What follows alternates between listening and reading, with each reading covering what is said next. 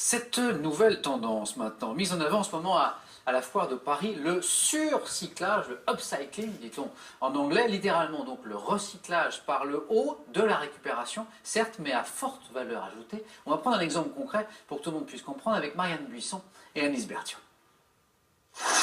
Ne jamais rien jeter, et surtout pas les vieux draps de sa grand-mère.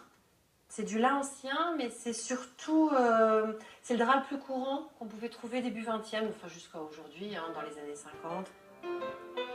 Les tissus anciens sont la matière première de la poupée créée par Marie-Pierre Guillard. Voici Bertille, du 100% recyclé, fait à la maison. Avant Bertille, il y a ces caisses remplies de linge, des années de Chine dans les brocantes et les salles des ventes. Donc là, on a par exemple des têtes d'oreiller de différentes époques. Ça va des années 50 aux années au début de siècle. La tête d'oreiller en métis ou joliment brodée, torchon, dentelle. Une partie du linge est teint ici, dans la cuisine, à l'ancienne.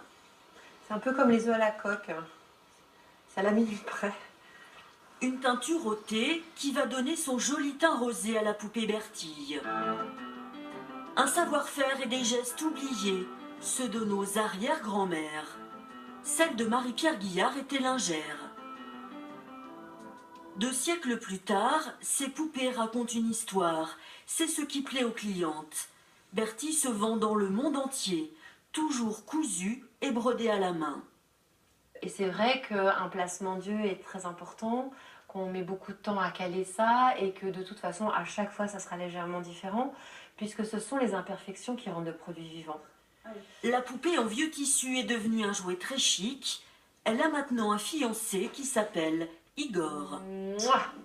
Voilà. À suivre dans votre 12-13, avoir 100 ans, ça se fait.